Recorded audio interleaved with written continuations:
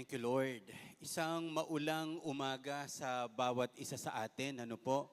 Umulan man o umaraw, ang biyaya ng Diyos ay magpapatuloy. Wow. Thank you sa opening prayer ni Pastor Lucas. Ano po?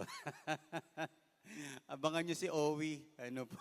Magda-dance number po yan. Ano po? Isa nga po muna uling malakas na palakpak para sa Panginoon. Okay, so pakiguide lang natin yung mga anak natin po, ages, 4 to 45 years old, hindi po. Meron tayong kids church so we can guide them, we can disciple them hanggat bata pa rin po sila. Ngayon pa lang is natuturuan na po natin sila ng mga bagay, paano ho talaga lumapit, magtiwala po sa ating Panginoon. Okay? Nakikita nyo po sa screen natin yung word na cancel culture.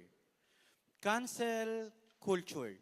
Ito po yung isa sa malaking problema na kinakaharap po ng madami sa mga tao. Pag sinabi nating cancel culture, kaysa ayusin ang isang bagay, napakadali po na maghiwalay na lang. Cancel culture, hindi tayo nagkasundo, pwede kita agad i-unfriend or i-unfollow sa FB. Yun po ngayon yung parang, instead na mag-exert ng effort para maayos ang maraming bagay, maraming tao dito po napupunta sa idea ng cancel culture. Kung ayaw ko na sa company na ito, napakabilis para sa akin na i-cancel ang company na yan. So ang point natin mga kapatid, sa umagang ito, lalago ba ang buhay natin kung lahat na lang kailangan nating iwanan, alisan, putulin, at kapag hindi po natin hinarap ang mga bagay na ito, ang magiging problem natin is, lagi na lang nating i-isolate ang sarili natin at kailangan na lang nating lumayo. Sabihin natin lahat, cancel culture. Okay? So kung ganito po ang mangyayari sa atin mga kapatid, mahirapan. Nasa mundo tayo ngayon, kung ayoko sa iyo, madali kitang i-cancel. Kaya kung meron po kayo sa FB na hindi nyo na agad nakikita at lumalabas sa feed nyo, nakalalamang na-cancel na po kayo. Lalo kung asar na siya sa mga pinagpopopost mo, na-cancel ka na pala, hindi mo pa alam. Si Ate Lourdes, hindi ko pa kinakancel yan. Mga 10 years na lang ang binibigay kong pagitan. Si Gary, hindi niya pa alam. Hindi pa siya gumagawa ng FB, kinancel ko na. Hindi pa. Mamahal ko yan. Saka sino to? Si Albert. Sa sobrang pagmamahal ko kay Albert, hindi ko matandaan ang pangalan . Pero tontuwa ako, yan mga mahal na mahal ko sa buhay. Yung mga parang sa pelikula, kontrabida. Pero mababait yung mga yan, Okay, again po, this is something na kaya natin tong isolve. Marami pa palang paraan, Pero as much as possible, is wala naman talagang masama din. I-unfollow mo kung hindi nakakatulong sa'yo. Ang dami naman kasi sa FB, pagtingin ko, fake news. Ay, inaano ko na po yun agad, kinakancel ko na po talaga agad. Ang bilis ko kasing mag-generate, specifically ng AI. Kahit po kung ganito, pwede po akong i-AI . Pagkatapos palitan po yung sasabihin ko, pwede niyang palitan ng puro mura, mga pangit na bagay. Imagine that. Nasa mundo tayo ngayon na pwedeng i-manipulate ang maraming bagay. So again, hindi cancel culture ang sagot kung may problema sa community. Kundi kailangan po nating ayusin. So this month of June, we are discussing about productive community, specifically strong community, especially committed community. Iyan yung mga i-discuss po natin. Let us pray po muna. Father God, in the name of Jesus, more than i-cancel, baka may kailangang ayusin lang, Panginoon, maunawaan, maintindihan, hintayin. Tulungan niyo po kami, yes, maraming nakakaasar sa tao, pero yung tao rin naman ang ginagamit mo upang kami ay maging pagpapala po, O Diyos, at lumakas po, O God. So thank you so much. Right now, in Jesus' name, every one of us will grow in a strong community. Everyone will become strong, firm, unmovable by committing to a strong community. Pagpalain niyo po ang umagang ito, Holy Spirit, kayo ang patuloy na gumabay sa amin. In Jesus' name, Amen at Amen. Okay. So, community commitment ang tatalakayin po natin. Community is God's workshop for growth. Okay, listen to this. Sobrang nakakapagtaka, nakakapagduda, at napakahirap paniwalaan na pwede kang lumago nang nag-iisa ka lang. Marami sa alam mo ngayon dahil sa ibang tao. Marami sa pintuang napasok mo ngayon dahil sa ibang tao. Maraming mga bagay ngayon na hindi mo sana na-enjoy kung hindi dahil sa ibang tao. Maraming na-enjoy ang aking mga anak dahil po sa pakikipagtulungan naming dalawa na mag-asawa. Maraming pagkakataon, ginagalang niyo po ang aking mga anak because of our relationship with Pastora Lena.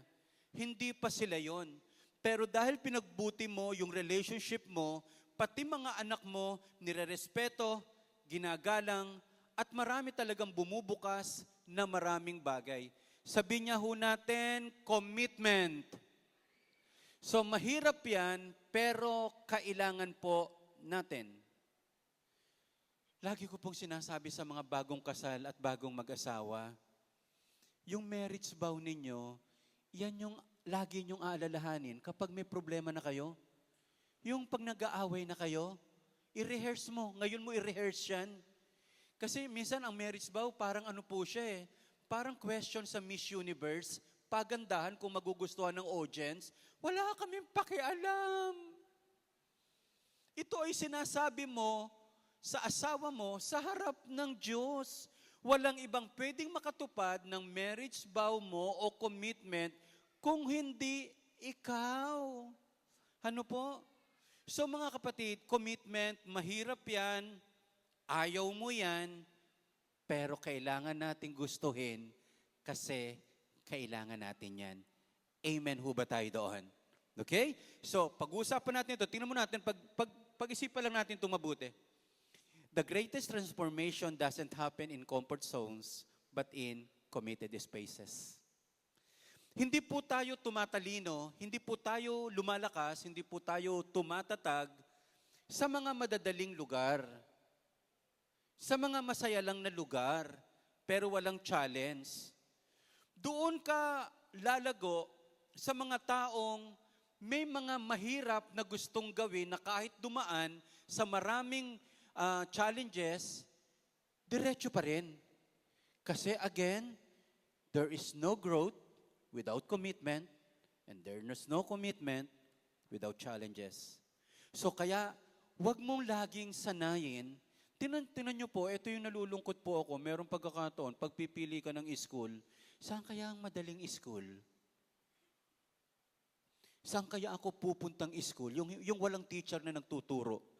Ayan. O sige, kit-kit, yan na lang, kahit yung black na lang, okay na yan. Okay?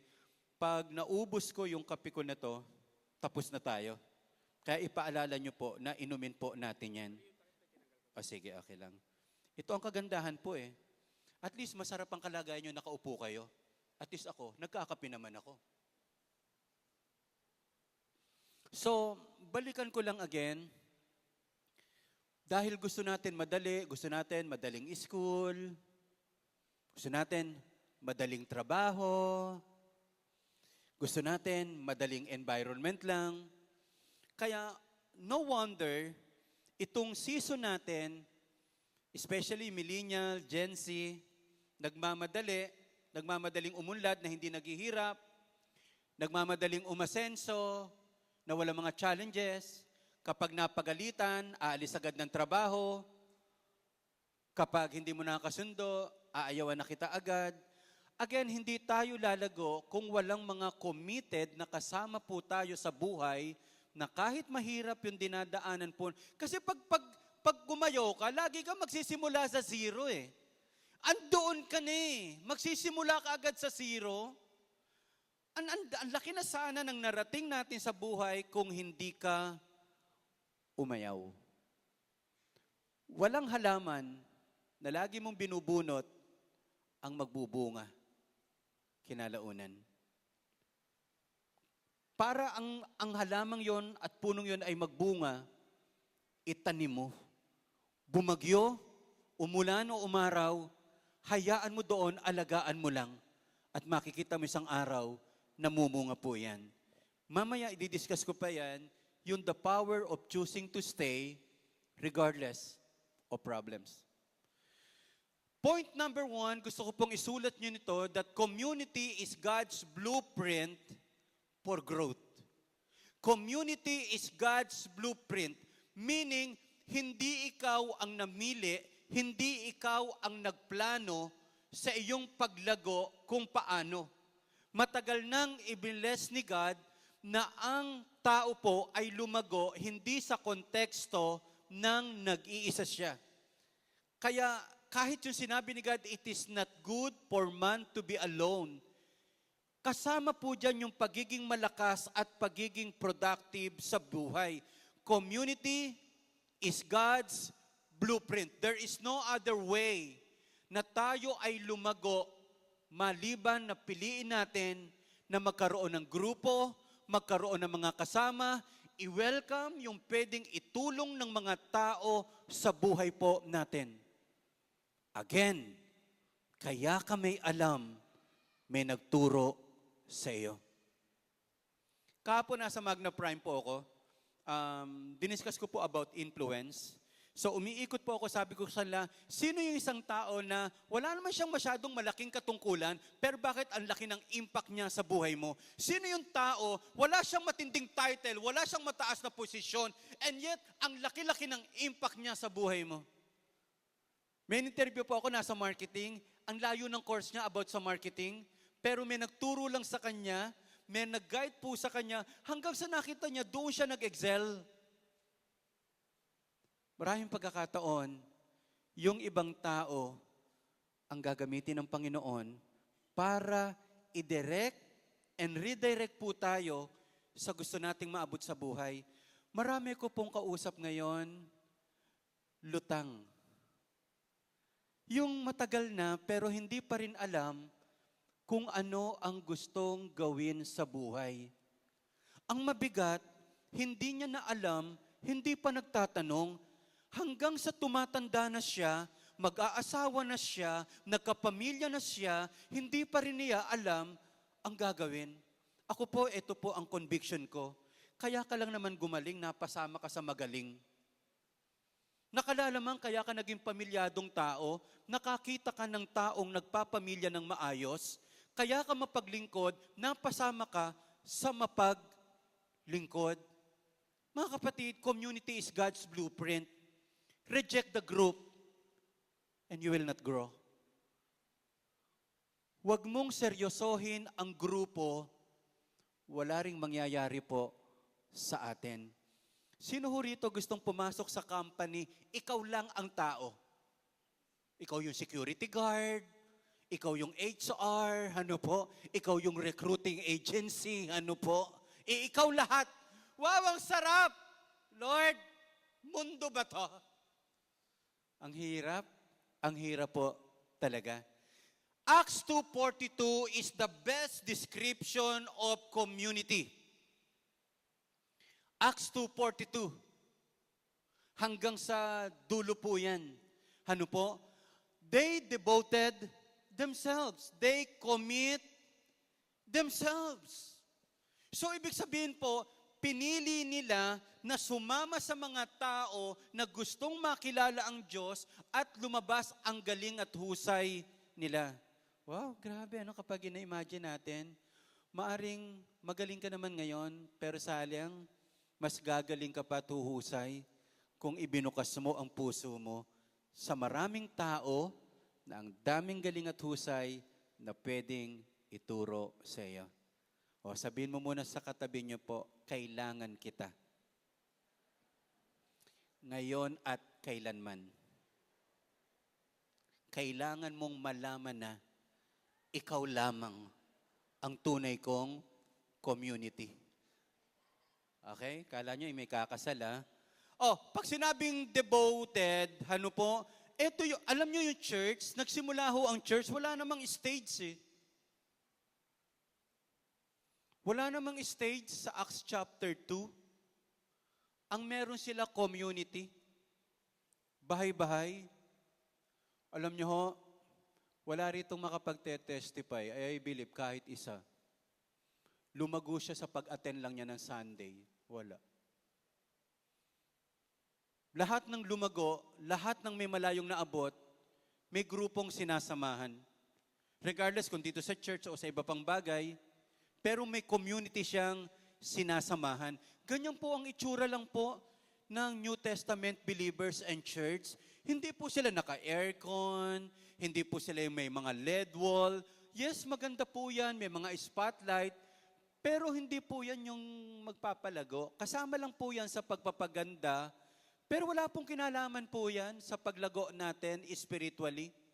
E de dapat, ang matagal lang malapit sa Panginoon, yung nagtitinda ng LED wall, yung mga nagtitinda ng spotlight, sila na yung pinakamalalalim sa Panginoon. Kung iyan ang ginagamit at sukatan. Pero sila, bakit sila lumago? Bakit sila lumago in spite of persecution? Hinaharas po sila. Pero imagine, ang church sa kanila ay hindi yung Sunday lang, kundi every day is a church because you are the church. Iyon po yan, pag matatalakay pa po natin sa tapalawing Sunday, okay? So, yan po yung picture ng New Testament believers. So, wow. Okay, pag pantayin nyo na lang po ang tingin, ha? Kunyari lang, pantay ang tingin nyo po, ha? Devotion is not emotion, it is a decision. So pag sinabi ko pong they devoted themselves, they commit themselves. Nagpasya sila. Gumawa sila ng desisyon sa buhay. So God designed growth to happen in the soil of consistency. Soil of consistency. Imagine mo, sige nga, imagine mo, estudyante ka, taon-taon iba school mo. Sige nga, ano kaya itsura mo? Siya po ang university, saan nag-aaral? Sa University of Universities. Pamantayan ng pamantayan. Pamantasan ng pamantasan. Universidad ng universidad.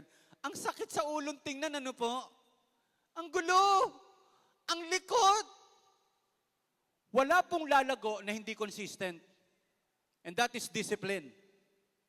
Kaya yung mga, alam niyo po, yung mga mainipin sa buhay, wala po eh, hindi ko talaga, naiinip sa trabaho, walang natutunan, nainip mag-aral, walang natutunan, nainip sa simbahan, ano po. So God designed growth to happen in the soil of consistency. Tingin po kayo sa akin, sa oras lang na ito.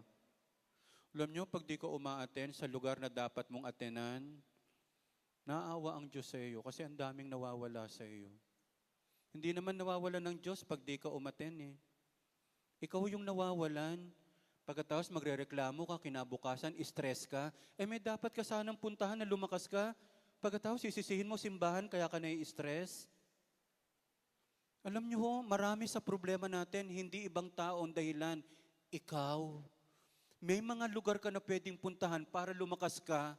Wala kang ginawa kundi magtrabaho, solohin ng maraming bagay. Alam niyo ho, ikaw ay ikaw kasi desisyon mo yan.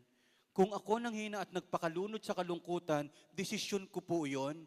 Tingnan niyo po, yung iba hanggang ngayon nakakumot. Ilang panahon na lang, puting kumot ang kailangan nila. Tuwid na tuwid. Mga kapatid, yes, nakakaasar lang dahil may umulan, kahapon, brown out, ano po. Pero still, pag pinili mo na gawin, kahit nahihirapan ka, mga kapatid, nakita ko na po, kaya ka pala hindi masyadong malago, hindi ka kasi consistent. Hindi lalago. Hindi lalago po ang taong hindi consistent mag-devotion. Hindi lalago ang taong hindi consistent sa community. Timo, sa bandang huli, iyan pa ang mga matatampuhin. Iyan ang maraming makikita. Hahanap yan ng maraming mapupuna. Kasalanan nila yon. Kasalanan yan ng ibang tao. No, kapag hindi ka lumago, kasalanan natin. Kasi ibinigay na ng Diyos ang lahat para tayo lumago. Lahat nga po ng tinatamaan, pumalakpak ng malakas para sa Lord. Sige, come on, yung mas malakas po. Kung ikaw mismo ito, lakasan mo, Lord! Tinitira ako ni pastor. Hindi ko kayo tinitira. Pinapatamaan lang. So, it is a decision po. Ano po? It's a decision. Pastor, nangihina po ako. Hindi ka kasi umaattente. Pastor, litong-lito ko. Hindi ka kasi active. Hindi ka nagde-decide. Pwede naman kitang pakinggan, pero alam mo rin naman ang solution. Sabi ko nga po sa inyo, one meeting na na-miss mo, baka may na-miss ka na buong buhay. Kaya, don't miss a thing. Don't miss community. I will challenge you. Between church Sunday and small group, choose small group. Kasi ang small group, hindi na mauulit. Ang Sunday service, ang dami mong pwedeng attenan. Sa online, sa on-site, pero ang small group, wala kang take two. Kung na mismo ang inihanda ng Diyos sa iyo para doon, hindi na mauulit iyon. Hindi ko sinasabing, huwag mong pahalagahan ang Sunday service. Amen? Okay, so sana may natututunan po tayo, ha? Community is not built on convenience, it's built on commitment. Hindi ako umaaten kasi maganda lang ang pakiramdam ko. Hindi ako umaaten sa community, sa cell group, or sa life group dahil okay ang lahat ng bagay, hindi ako pagod, hindi ako gutom, nasa tama ang spirit ko. Hindi po. Community is not built on convenience. It's built on commitment. Hindi lahat ng tumatayo dito is okay. May mga sumasayaw na may problema, may mga kumakanta na may problema, may mga nagli-lead na may problema because they choose commitment rather than convenience. 30 years na po tayo nagpapastor, hindi ko po na-imagine na ako naman kaya ang umabsent. Pagkatapos, kaya nyo po yon, yung maupo lang tayo dito ng 1 oras, walang nag-i-speak, kasi absent yung speaker. Mga kapatid, pakinggan natin ang hangin. Tapos wala ka napapakinggan, ano? Ang hirap yung, amen! Wala ka namang narinig, ba't nag-amen ka? Ini-imagine ko pong may nagsasalita. Just try to this. Just try this. Nararamdaman mo o hindi, gawin mo. Kahit hindi mo gustong masyado ang ulam, kainin mo yan. May epekto yan sa buhay mo. Kahit hindi mo feeling po na uminom ng vitamins, inumin nyo, may epekto yan. Hindi lahat ng ating nararamdaman ang may pakinabang lang. Kapag ginawa mo ang tama, kapag kinumit mo ang isang bagay, regardless kung masama ang pakiramdam mo o hindi, laging may magandang dulot sa ating buhay. Amen ba tayo doon? Lahat nga uli, pumalakpak ng malakas para sa Panginoon. Commitment. Ako, ang ganda-ganda ng word na yan, pero maraming tao ayaw dyan. Gusto jowa-jowa lang. Kaya yung mga taong ano po, yung gina-girlfriend ka lang o boyfriend, pero wala kang balak pakasalan, hindi commitment ang tawag ho doon, libangan minsan. Nalulungkot ako, tara magsama muna tayo. So, wag mo akong pakakasalan, wag tayo magpapakasal kasi okay lang yung mas matipid pag hindi kasal eh. Saka pag ayaw na natin sa isa't isa, madali tayo maghiwalay. Pero again, lagi ko sinasabi ito, huwag mong liligawan ng isang taong hindi mo kayang pakasalan. At huwag mong sasagutin ang isang lalaki na nanliligaw sa iyo na hindi ka rin willing magpakasal sa kanya. Ano yun? Status symbol, may jowa na. Bandang huli, jowala na. Ano po? Okay. Sino po rito ang nagpa-member ka sa gym, sa Fitness First? Ano po? Slimmers. Sino yung ano po? Kahit sa Slimmers, tama ba? Slimmers World? Tama ba yan? Slimmers World?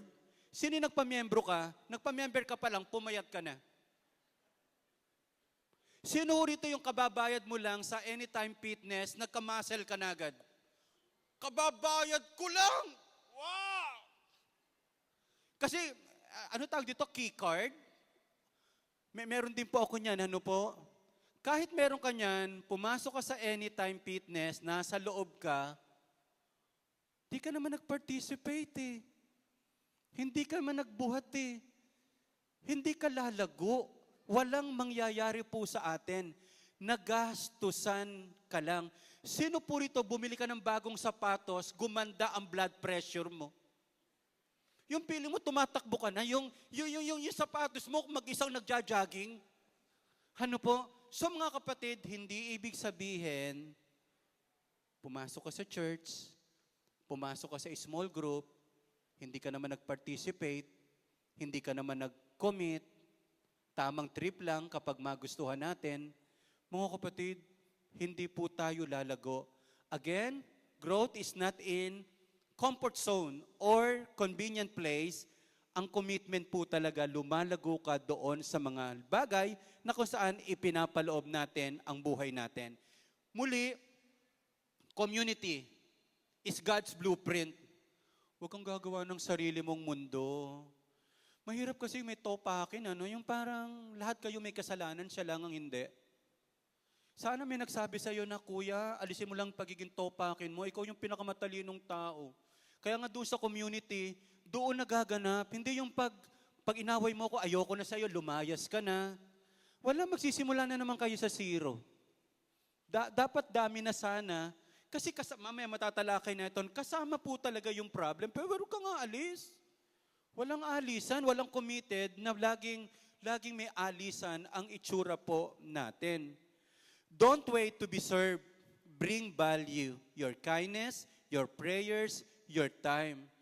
Pangit po kasi yung attitude na kaya ka lang pumupunta, may makukuha ka. Maganda yung pupunta ka sa community kasi may pwede kang ibigay. Amen? Makapunta nga sa community, kapos ako ng pera, uutangan ko sila. Katapusan na po ng community na po iyon. Ano po? So hindi po natin ginagamit ang community for our personal consumption, personal benefits, kung hindi alam natin, higit na mas nakikinabang tayo kapag ang attitude natin, ano yung pwede kong gawin. Pasensya na po kayo, pero kailangan ko ting i-discuss ito. May mga tao po sa cell group, pag pumunta, kala mo siya lang may problema. 2 oras na nag-share. Yung mga tao, sabi niya ka cell group niya, ate, hindi lang ikaw ang may problema. Yung airtime, kinuha mo ng lahat. Sabi nung leader, lahat po ng gustong umuwi na, iwanan natin si ate. Lahat ng gustong makinig ay maiwan. Umalis eh. Nung nakapagsalita na ng problema, hindi mo na uli makikita sa community. May mga tao makikita mo lang sa simbahan kapag may problema. Kapag may sakit, may cancer, kapag may matinding problema sa pamilya, eto. Kailangan na naman niya ang Diyos. Kailangan na naman niya ang Diyos. Makikita na naman natin ito. Ano po? Yung iba naman, hindi makita na may problema, pero pag Pasko, makikita mo, pag may bigayan, kapag may bigayan ng gamot sa cancer, ano po? So ang point natin is, mga kapatid, hindi ka rin lalago sa community kapag laging ang gusto mo lang may makuha. Mas lumalago ka kapag ikaw ang nagbibigay, kapag ikaw ang nagko-contribute, kapag nag-a-add ka ng value sa ibang tao. O wag na tayo magtinginan po sa iba. Alam ko may kilala kang ganon. Amen? May kilala ka, bayaran na naman ang tuition to. Magpapapray na naman ito mamaya, magko-contribute na naman kami. Mga kapatid, it's about time.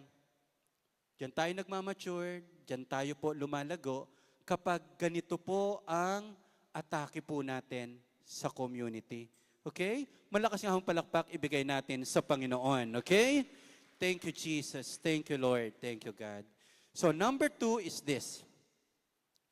Commitment costs you, but so does non-commitment. Mahihirapan ka kapag nag-commit ka.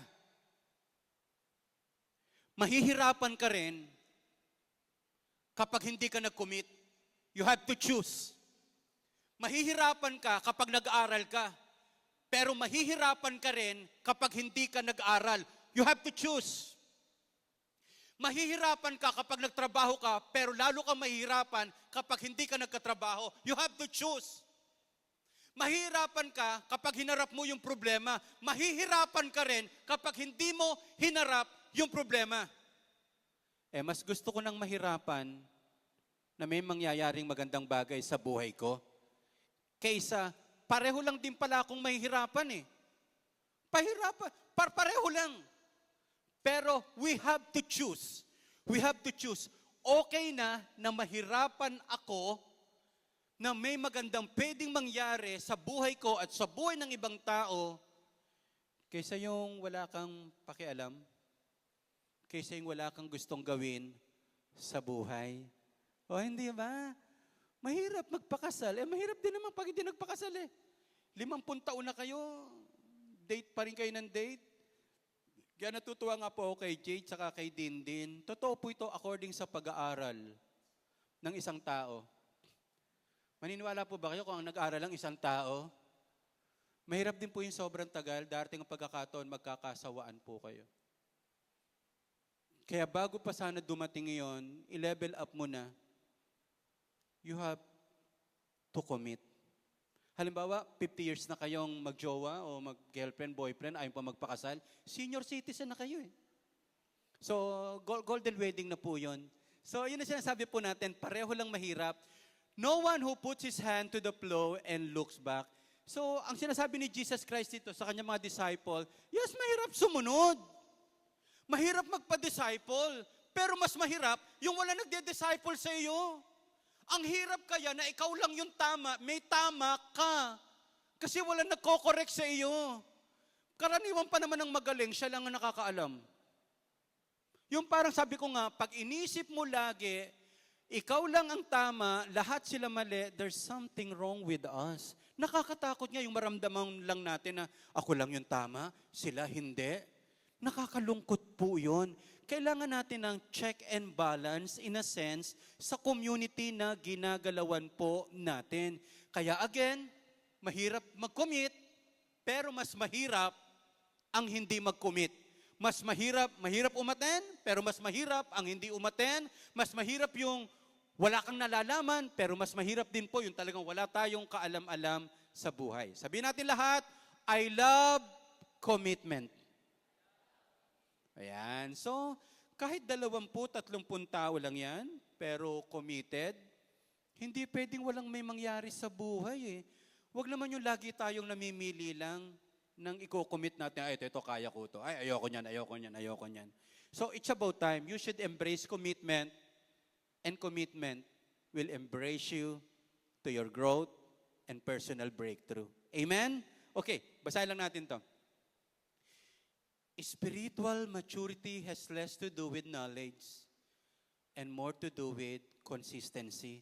Ang dami ko pong kilala kasi po matagal na po akong Christian, mga 30 plus years na po talaga. Marami po akong kasabayan, mga backslider. Pag tinanong mo, mas marami pang verses na alam sa akin Alam nilang dapat mag-church, hindi nag-church. Kaya pala ang labanan sa Lord para ka mag-grow, hindi paramihan ng alam. Alam mo nga mag-cell group, di ka naman nagse-cell group. Alam mo magbasa ng Bible, di ka naman nagbabasa ng Bible. Alam mo tumulong, di ka naman tumutulong. Alam mo maganda ang maging generous, hindi ka naman generous. So, ang maturity ay hindi ito sa dami ng alam. Actually, totoo lang po, nakakainis yung maraming alam na walang ginagawa. Hindi po ang maturity ay sa dami ng alam, kundi ang maturity ay nasa consistency. Ano magandang Tagalog sa consistency? Konsistensya. Paulit-ulit. Paulit-ulit. Yun po yung idea. Yung paulit-ulit na ginagawa mo, ang tawag doon, habit. Habit mo ng manalangin, habit mo ng magbasa ng Bible, habit mo na ang tumulong, habit mo na ang magbigay. Yun po ang maturity. Hindi po yung generous ka isang araw, yung for the last 10 years, yun lang. Habit. Imagine that. May cell group ka, nag-church po tayo, naglilingkod tayo. Yun po ang maturity. Ano po? Kasi nakakatuwa. Sabi natin lahat, consistency. Ganda, no? Commitment, consistency. Para po sa atin, yun po ang maturity. Huwag kayong masyadong mai-impress sa ang daming alam, pero wala namang ginagawa sa buhay. Ang dami ko pong nakita, nag-doctorate pa, nag-masteral. Ang daming alam nito, may impatyo nito sa daming alam. Kaya lang problema nito, walang naia-apply sa buhay. Kaya huwag ko kayo masyadong may impress. Pag may nagturo sa inyo, ang una mong iisipin, ginagawa kaya na nagtuturo nito yung kanyang sinasabi? Alam mo pare, ang ganda kung magne-negosyo ka. Sir, may negosyo po ba kayo? Wala. Kasi tingin ko ikaw ang makagagawa niyan eh. So mga ganda po, yung tinuturo ba ng taong ito ay ginagawa niya po. Okay? So, ganda nito. Hindi baling konti lang yung alam natin, pero consistent nating ginagawa ang maraming bagay na alam po natin. Okay? May natututunan po ba kayo? Okay, ngitian nyo nga po yung katabi na to, katabi natin. Sabihin mo, sapul na sapul ka ngayong umaga na to. Sarap pa naman ang almusal mo, hindi mo alam, ano po? May baon pala tayo ngayon. If you only commit when it is easy, don't be surprised when you are weak, when it's hard. Kung ang lagi mong pinipili ay madali, huwag kang magtaka. Kapag may problema at pagsubok, ikaw ang pinakalampa. Di ba? So, pag lagi mong pinipili ay ang madali, huwag kang magugulat kung dumating ang sitwasyon na mabigat, ikaw ang pinakalampa, ikaw ang pinakamahina. Mga magulang, gusto ko po kayong kausapin, huwag ko kayong matakot, na i-release ang inyong mga anak sa mga bagay na makapagpapatatag sa kanila. Katulad po ngayon, marapit na ang pasukan. This June, alam ko, Mac, anong araw ang pasukan? Anong date? June 16? Pasukan na? Wow. Ilan sa atin dito yung bago nagpasukan, nag-work ka man lang at nag-ipon ka man lang ng pambaon? Pagkatapos, bubuwisitin natin uli ang magulang natin na hindi ka man lang binigyan ng baon. Sana nagtrabaho man lang tayo kahit construction worker, nagbuhat ka ng 2 semento sa 100 floor, So ang point natin is, lahat ng mga pabanjing-banjing lang, yan ang mga parang bano o mga lampa bukas, yung walang alam gawin sa buhay. Siyempre sa umpisa, nakakaawa, parang mahirap, pero salamat sa Diyos, huwag tayong nasasanay na walang ginagawa. Hindi mabuti sa isang tao ang walang ginagawa. Ang katawan natin, ang bilis tumanda kapag wala tayong ginagawa. Okay? Tingnan nyo nga po yung katabi nyo po kung mukhang bata o isip bata. Ayan, okay. So, pagsanayan natin yung mahirap. Pagsanayan natin. Huwag kang laging easy. Meron akong mga nakikita dito, Yung pag mahirap, laging nakaiwas. Kaya alam nyo po, dumating ang pagkakataon, wala naman nangyari sa kanyang buhay. Makit 5 years, 10 years, pag tinitinan ko, mukha pa rin walang ipon, mukha wala pa rin growth sa career. So, mga kapatid, it's about time. Dito kasi sa Praise Church, we are not tolerating idleness. Yung walang ginagawa, basta buhay lang, basta survival lang. Mas maganda po is nagtatry po tayo. And I believe, mas na-honor natin si God kapag may nangyari sa buhay natin. Amen? Malakas sa palakpak ibigay natin sa Panginoon. Thank you so much, God. Okay, so growth requires tension. Sabi natin lahat, tension. And in community, tension is part of the design. That is where your edges are shaped. May kakilala po ba kayo dito? Basta may problema, aalis na yan. Hindi na magpapakita yan. Hulaan nyo bakit wala ako. Meron po ba kayong kilalang taong ganun? Hulaan nyo bakit wala ako. Yung pag may tao, may napagsabihan na hindi maganda, o kaya naman na-correct, o may naging friction. Ba't kaya may mga tao, ang laging solusyon agad, lumayo, huwag magpakita. Meron na po ba kayo nakitang naayos na problema dahil naglayo? Yung naging close sila kasi naghiwalay sila. Alam nyo po, part ng growing relationship is tension. Sa mga mag-aasawa, ang paghandaan mo, paano harapin ang problema kapag nagka-problema ka na kay misis? Paano pag nagka-problema ka na sa anak mo? Kaya kapag nakita ng anak sa mag-asawa, uy, si mama saka si daddy, pag nag-away, lagi na lang either magsisigawan o kaya aalis. Ganon din ang parang solusyon ng anak. Kapag nagka-problema, lalayas din, aalis din, sasama sa barkada. So kaya tingnan nyo po, tension is part of growing relationship. Mas matamis nga ang pagmamahalan kapag may problemang naayos eh. Mas nirerespeto mo siya, mas minamahal mo siya. So, wag aalis pag may tension po. Saka ano po pag wala ka, hindi ka naman masyadong napapansin, ikaw lang din ang nahihirapan. Ano po?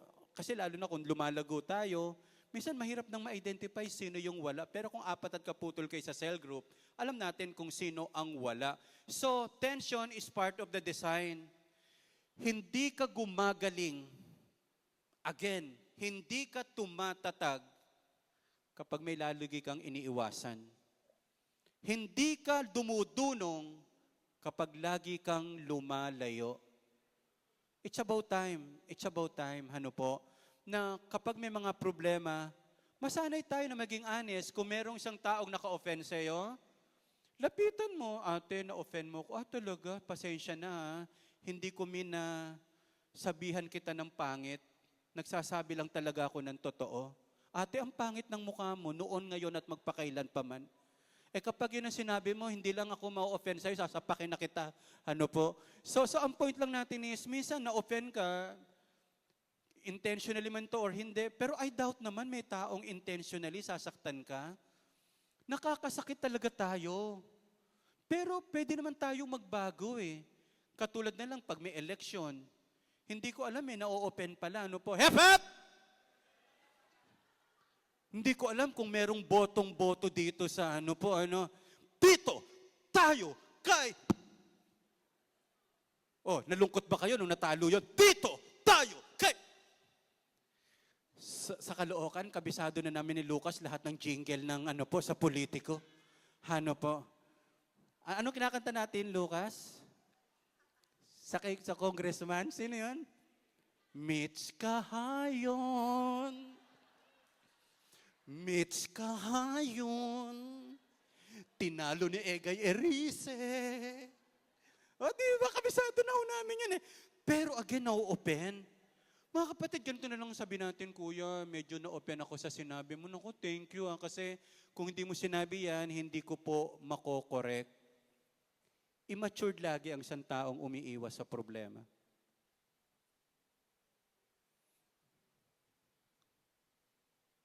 Kaya hindi po ako somehow attracted at believe. Yung passionate ka lang pero hindi ka marunong mag-handle ng problema. Yung nag-aapoy ka pero kung magalit ka naman, nag-aapoy din. Parang kulang na lang patayin mo yung lahat ng tao. Ang isang matured po, kalmado pa rin siya sa pag-handle niya ng maraming bagay. Ang magandang balita through community, lahat po ito pwede tayo mag-transition. Mula sa mahina, sa pagiging malakas, mula sa hindi matatag, sa pagiging matatag, mula sa walang alam, kundi sa pagiging matalino, lalo tayong lumalalim, mas lalo tayong umuhusay. Malakas sa palakpak po, ibigay natin sa Panginoon, okay? I love tension. Okay yan! Okay yan! Ang katakutan mo, yung wala ka ng problema. Ang katakutan natin, yung wala ka ng inaayos. Ang katakutan mo, yung hindi ka na na-challenge sa buhay.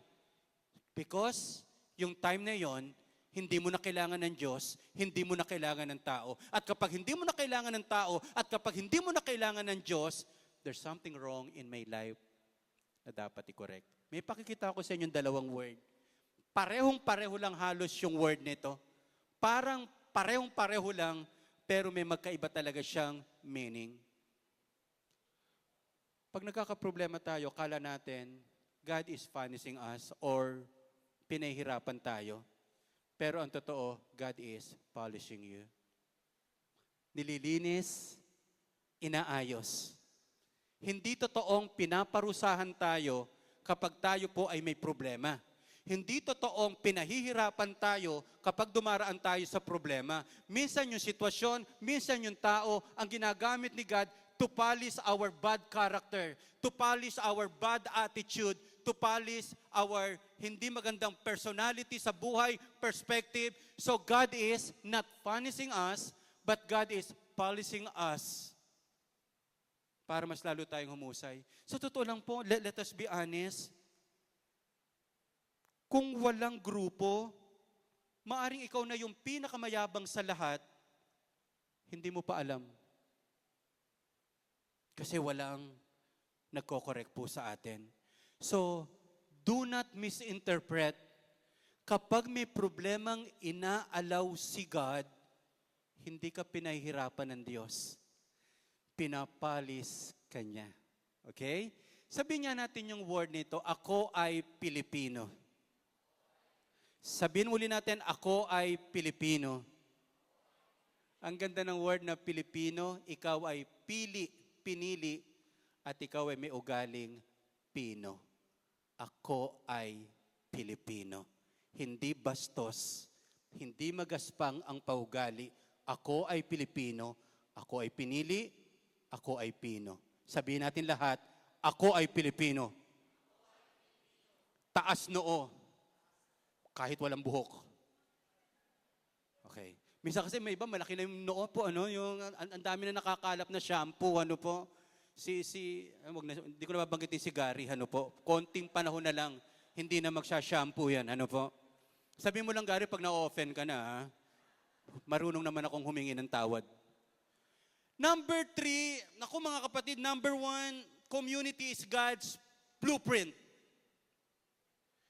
Yung commitment, may malaking nakataya. Yes, mahirapan ka, pero mas mahirapan ka kapag wala kang commitment. Ang ganda-ganda nito. God's love is proven in community. Sino rito yung damang-dama mo, mahal na mahal ka ng Diyos, niyakap ka niya talaga, mag-isa ka lang, nagyakapan kayo ng Diyos. Di ba minsan yung yakap ng Diyos, mas nararamdaman mo sa pamagitan ng asawa mo, ng anak mo, ng kapatid mo, ng ka-cell group mo. Iyon pa rin ang ginagamit ni God, tao, para ipadaman niya kung gaano niya tayo kamahal. Greater love is no one than this, yung mag-alay ng buhay para sa kanyang kapatid. Jesus Christ. Binigay niya yung buhay niya, hindi yung hinuthutan tayo, pinagsamantalahan tayo. Si Jesus Christ, lahat ng meron siya na makabubuti sa atin, ibinigay niya. And that is the heart of commitment. Kung meron akong alam, I will become generous to share with you. Kung meron akong maitutulong, I want to share with you. Hindi yung parang lagi ka nababawasan ng oras, ayaw mo na iistorbo. Hindi tayo makakatulong na hindi tayo namimigay ng oras because our time is our life and that is our contribution. 16 years na po kami nagsasama ng asawa ko. Si Lori, ang aming panganay, 15 na po siya. Si Lucas, 12. Si Owie, 6, tama? Magsi-6 pa lang, ano po. Tingnan mo, anak ko, nakakalimutan ko na, ano po. 6 na siya. Yung pag nagpo-post kami sa FB ng pamilya, masayang part po yun, pero marami rin problema. Ano po?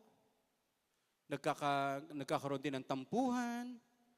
Pero nakita ko rin kung gaano kalambing sa buhay. Kasama palagi yan eh. Si Lori, saka si Mami, papablatter ko na yan, isang araw eh. Ano po? Lahat naman ng nawawalang gamit, tanungin mo si Lucas at ako, kami yung taga-wala. Ano po? At lalo si Owie po, yung bunso ko pong anak. Kailangan pag may nawalang bagay siya, kailangan makita mo. Daddy, anak, yun ang pinaka-weakness ko, maghanap ng maraming bagay. Pero tuntuwa po kasi na-witness ko, yes, may mga tampuhan, pero kita ko rin kung gaano ka-sweet at nakikita ko yung Diyos. Nakikita ko po yung Diyos sa pamilya po namin. Hindi dahil pastor tayo, kundi nakikita ko yung design ni God. Sobrang nakakatuwa na kahit may problema, pero naroon yung community na naunawaan natin.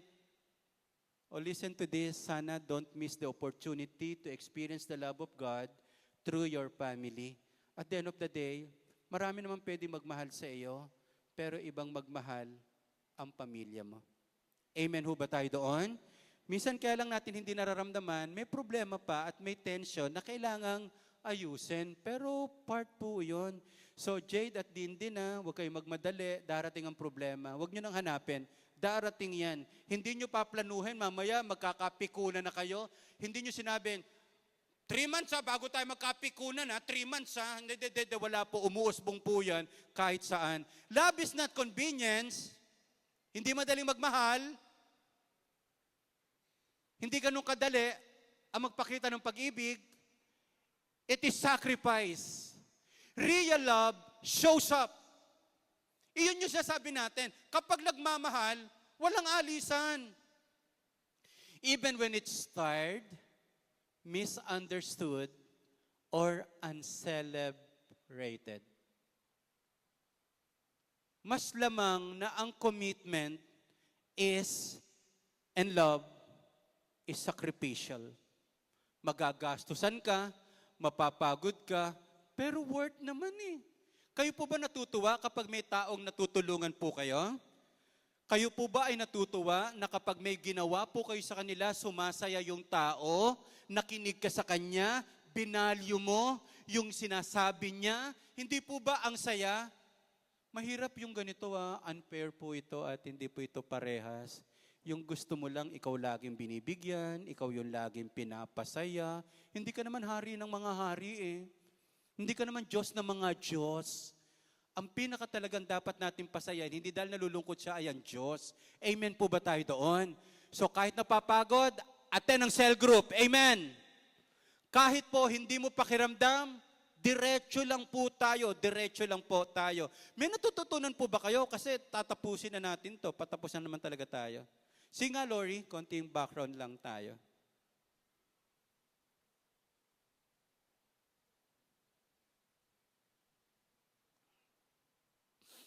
Tingnan nyo nga po, wala pang background, natatouch na kayo. Ano po? Uminom pa lang ako ng kape. Basta makita nyo lang si Gary, masaya na tayong lahat. Pwede ko po talagang i-edit yan. Pwede kong i-crop, alisin po siya. Kinunbik lang ako ng Holy Spirit eh. Huwag mong alisin si Gary. Yan ang magpapatibay sa atin. Talaga namang, talaga namang, pinalaki pa talaga. Okay, Gary ayusin mo buhay mo number 1 is God created you for community. Hindi ka makakaalis. May time, pinili mo rin na mag-isa, pero nakita mo, hindi ko kaya. Maraming pangarap tayo, sana mag-isa na lang ako. Kung tinupad ng Diyos yung pangarap mo, ikaw yung pinakamalungkot na tao sa buhay. Pero ngayon, na-appreciate mo, hindi lang pala ikaw may problema. Lahat pala tayo dumadaan. Sino rito yung sa buong buhay mo, hindi ka pa tinoyo? Yung wala ka talagang tinoyo. Hindi ba meron? Pero may tao lang na umunawa sa iyo. Tama? Salamat sa Diyos. May season, kahit ikaw hindi mo maunawaan ang sarili mo. Pero salamat sa community na inilagay ng Diyos na tumutulong sa iyo. God created you for community. Commitment is how He strengthens you. There is no other way for you to become strong, for you to become steadfast, firm, kung hindi commitment. Hindi ka tatatag sa shallow commitment. Hindi ka tatatag sa indecisive commitment. Sana ahead of time. Lord, pagod o hindi, mag-church ako. Nasasaktan ako, hindi, mag-church ako, magsa-cell group ako. Umulan o umaraw, mag-church ako, magsa-cell group ako. Broken-hearted ako, hindi, mag-church ako, magsa-cell group ako. Pumasa ako o hindi, mag-church ako, magsa-cell group ako. Nalilito ako o hindi, make a decision, make a commitment in advance. Commitment. Number 3, love is how He reveals Himself through you. Mas naunawaan natin ang pag-ibig ng Diyos kapag nasa community tayo, may problema ka, meron kang ate na nakikinig, walang idea yung ate mong nakikinig, ikaw yung ginagamit ng Diyos para iparamdam sa taong ito na nahihirapan, may Diyos na nakikinig, may na Diyos na nakakaunawa, may na Diyos na nagmamalasakit. Sige nga po, saglit lang, sige, tingin po kayo sa akin. Sino rito, minsan may problema ka, hindi naman solusyon ang kailangan mo eh. May tao kasi pag lumapit ka, paparadahan ka agad ng solusyon. Hindi ba ang gusto mo lang? Mapakinggan ka?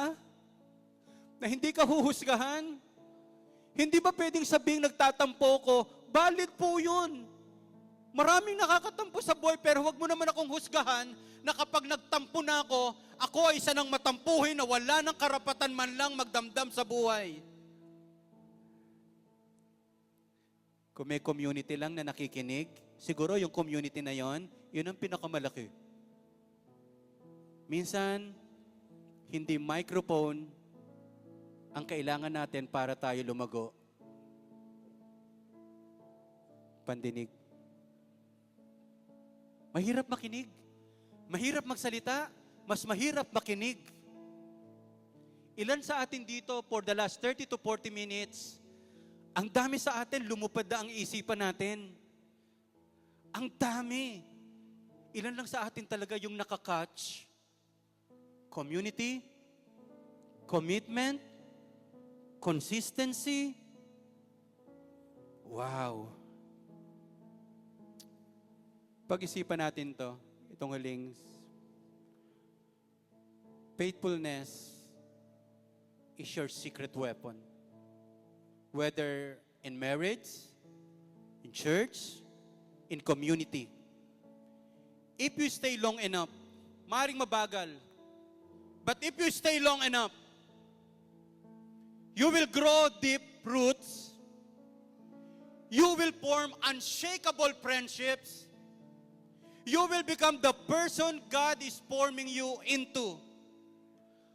Pag hindi tayo consistent at pagpalipat-lipat tayo, ang tagal mo na sanang matatag, ang tagal mo na sanang ang daming kaibigan,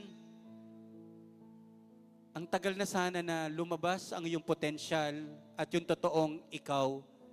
Kaya lang, palipat-lipat, pabago-bago, faithfulness is the key. Plant yourself in this church. Pero kung may iba kayo nakikita, so be it. Plant your church in cell group.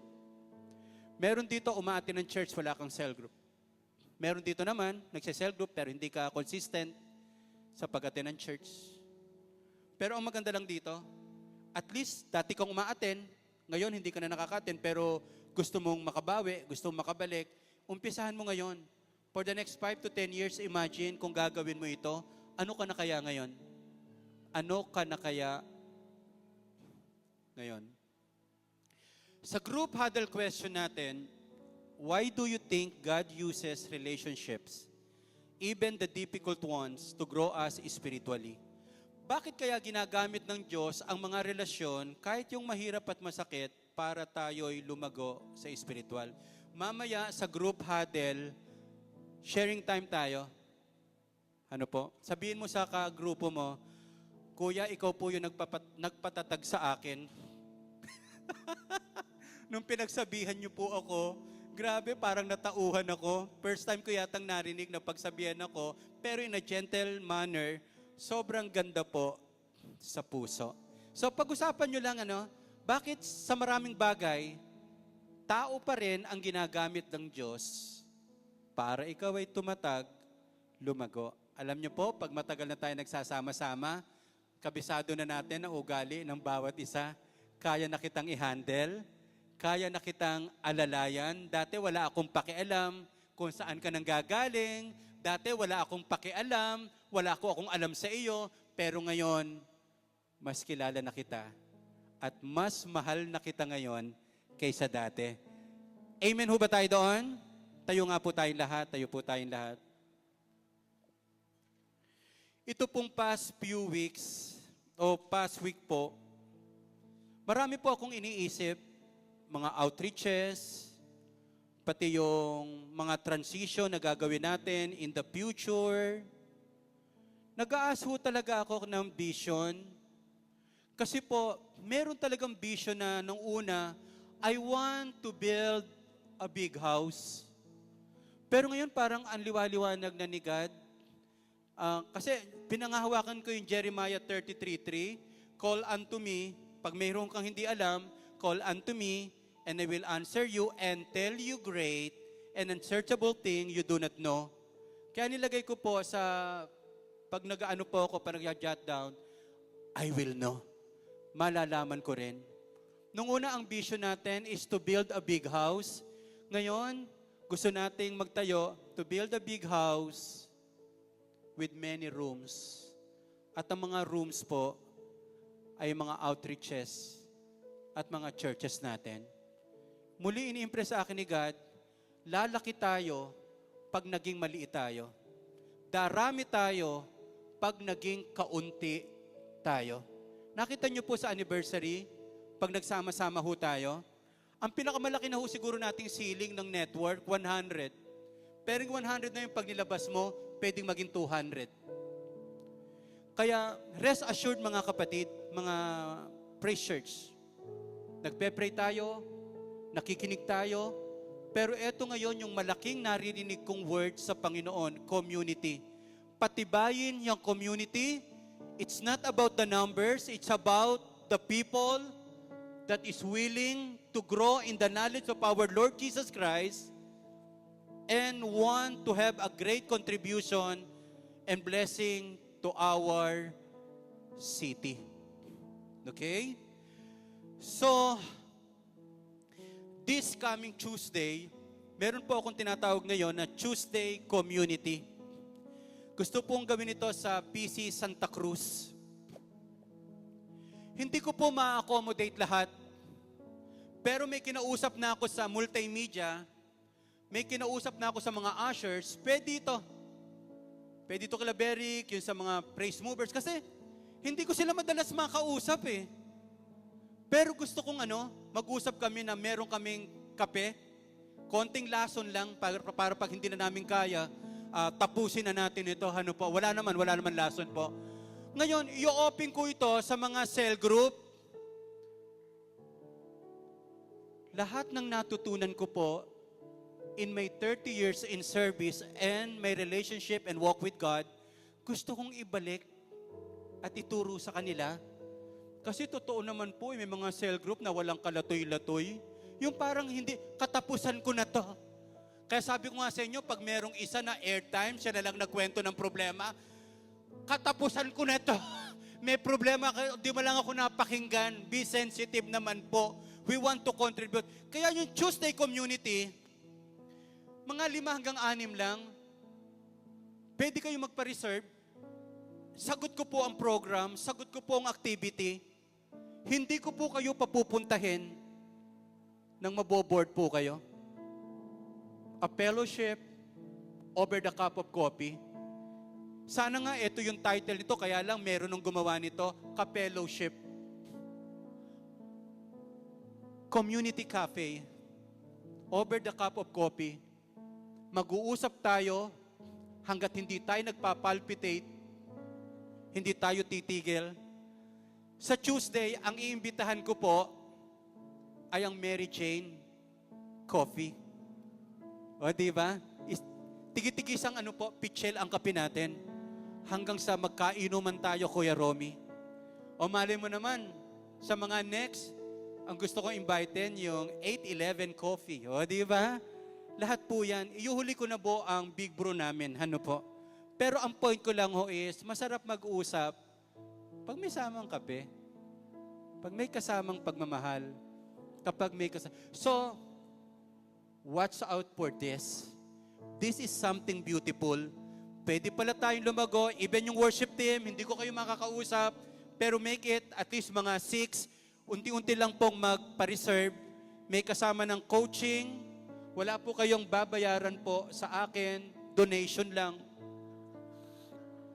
Hindi, wala talaga. Ang pinakabayan nyo po is, gusto ko kasi, Timo, pwede nating matulungan ng Mary Jane Cafe na sumasaya tayong lahat at iba pang business. Kung may business kayo ng mga drugs, mga shabu, ano po, isusuplong namin kayo sa pulis, ano po, parang ganyan, ano po. So, worship team, even yung mga choir, cell group, mentoring, outreach, gawin po natin ito. 8 to 10, pag masarap ang kwentuhan, pwedeng maging 11, pwedeng maging 12, at magsama-sama na tayo hanggang dumating si Jesus sa kanyang muling pagbabalik. Amen? Ganon tayo ka-close. Hinihiling ko rin po, this coming Sunday, alas 9 pa lang, hihilingan ko po, lambing lang sa admin, prepare po tayo ng kape. Magpe-prepare po tayo ng kape. Tatapangan natin. Yung hindi ka makakatulog pag nag-church tayo. Ano po, pagkatapos magpabili lang tayo sa Triple J ng ensaymada. Ano po, nakasale po sila yung masisira na kinabukasan. Pero bibili natin, bagsak presyo po sila. Yung sa pagsisimula pa lang may kapihan, pagkatapos hindi tayo nagmamadali, may kape din po tayo dito. Ano po? So, drum ang gagawin nating timplahan. Ano po? Okay? So, our point is this. Walang gumaganda nang walang binabago at inaayos. Amen? Sabihin natin lahat, I love community.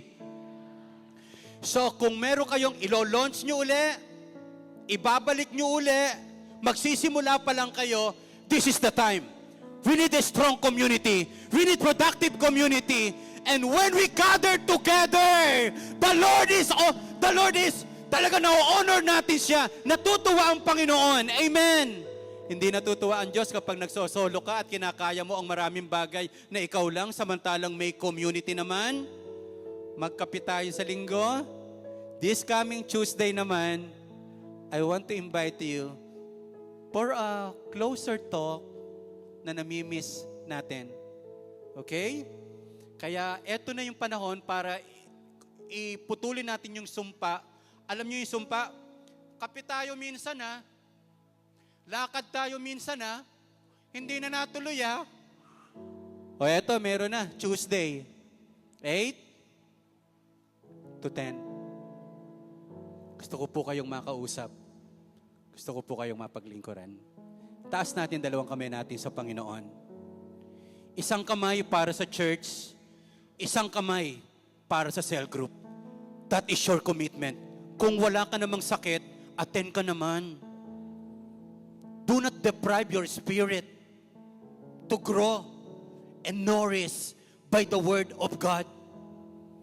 Ang Diyos, kahit hindi ka umattend, walang mawawala sa Kanya. Pero laging sa pag hindi natin pag-attend at pag-participate at pag-involve sa community, sobrang laki ng nawawala sa atin. In the name of Jesus, your right hand is committed to attend sa church regardless kung anong sitwasyon. Mas nakakapagpahinga ka sa presence ni God. Mas pumapayapa ka sa presence ni God. At yan ang ino-offer ng big group, ng church, ng worship. On the other hand, mas pinalalalim ka in your left hand, which is your community, life group. Merong pagkakataon, hindi lahat kayo masaya. Dinisign nyo ng Diyos para maging kalakasan ka ng mga nanghihina. Darating ang pagkakataon, ikaw naman ang manghihina at may mga tao na magpapalakas sa iyo.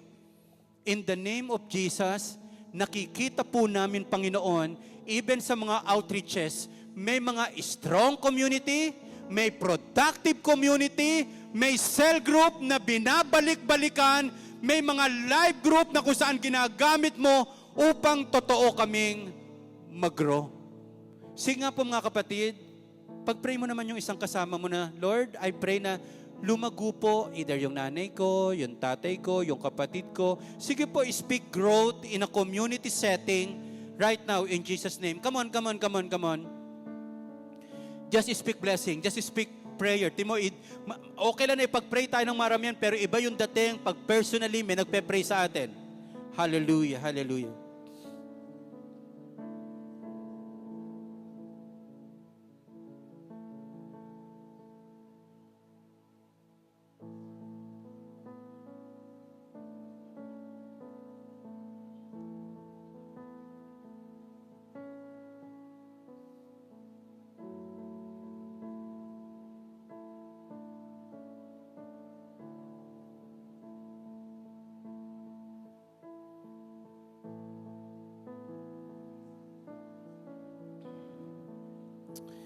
Oh yes, oh God. Let the hovering of the Holy Spirit move upon this place. Sobrang ibabalyo namin, Panginoon, ang pagpapalakasan sa isa't isa. Sobra ho naming ibabalyo, Panginoon. Hallelujah. Yung magandang ginagawa mo po, O Diyos, sa buhay ng bawat isa sa iyong kapurihan. Praise Church family, Life Group will rise up again. Nagawa na natin dati, magagawa pa rin natin ngayon. Mas marami ng Life Group ang magiging blessing sa ating city. Hallelujah. Sige nga po, tingin lang kayo saglit sa akin. Once na umaten ka sa church, once na umaten ka sa cell group, pagbalik mo sa pamilya mo, isa kang pagpapala. Kung nasaan ka mang city, maaring maliit ka lang, pero pagpapala ka sa city mo na inilagay ka ng ating Panginoon. I love my life group. I love my community. I love growing with other people by the Word of God, by the Spirit of God. Thank you, thank you, thank you so much sa ating lahat. Hallelujah. Upo na po tayong lahat at ibigay ko na po sa ating second part. I think si Crom, ano po? This is, si Luke yung nag-pray kanina, si Crom naman po ang mamimigay ng pera. Tawaran si Crom. Crom. Naku, baka kabahan si Crom, ano? Okay. At yung mga alagang-alaga ito ng tito niya. Palakpakan po muna ulit natin ang ating Panginoon. Good morning po sa bawat isa at i-share ko lang po yung word natin is from 2 Corinthians chapter 9 verse 6 to 7. Tandaan ninyo ito, ang nagtatanim ng kaunti ay aani ng kaunti at ang nagtatanim naman ng marami ay aani ng marami. Ang bawat isa ay dapat magbigay ayon sa sariling pasya, maluwag sa loob at di napipilitan lamang, sapagkat iniibig ng Diyos ang kusang nagbibigay ng may kagalakan. Ang sinasabi lang po sa passage na ito ay tuwing nagbibigay po dapat tayo sa ating Panginoon ay tayo ay masaya, magalak at tayo ay